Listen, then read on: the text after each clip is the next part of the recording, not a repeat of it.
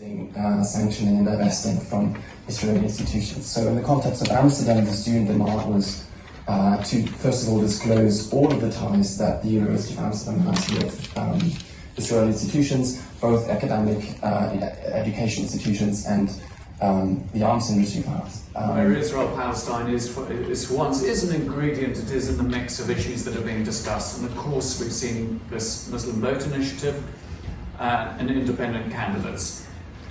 What I think that the party machines and leaderships have failed to take into account is how much the British Muslim communities are far more engaged in politics than they were 20 to 30 years ago.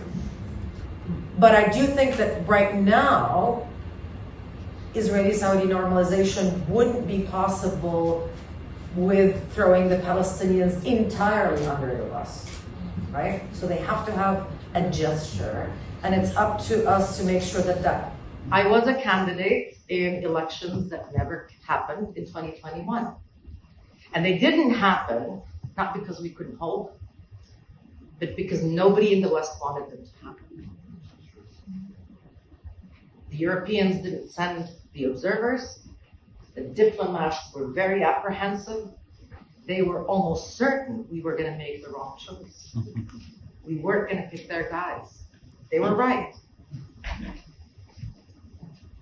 But then we were denied that chance. And what that did is allow Palestinian politics to completely disintegrate.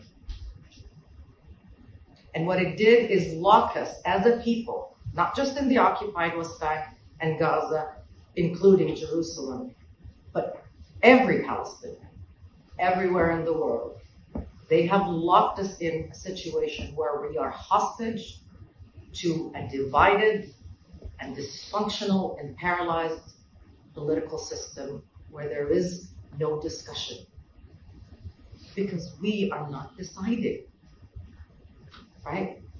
There are 1 million vetoes on what can happen in Palestine. Who can participate in our political life? Who can run for elections? What is your agenda? Nobody asks us about the domestic agenda.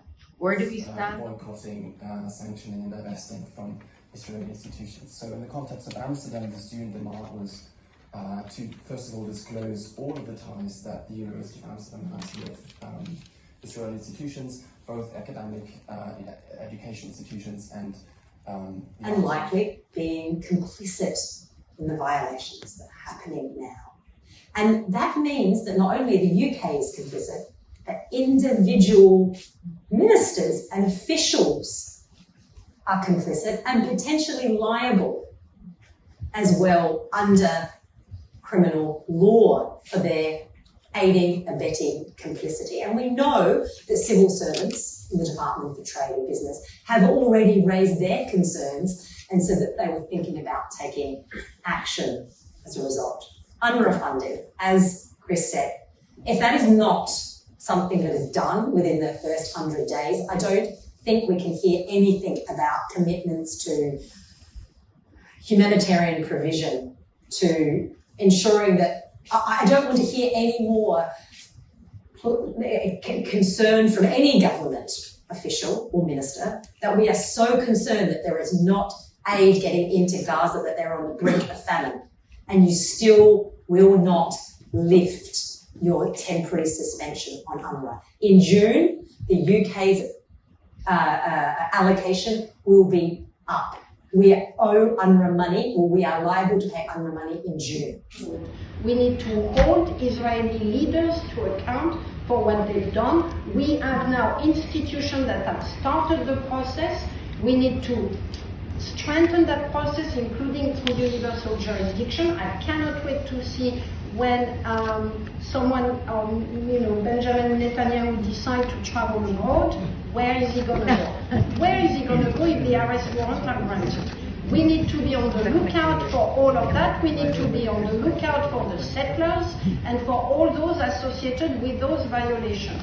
We need to shift the mindset around who is who does what in that conflict. and we need to keep protecting ourselves and protecting others.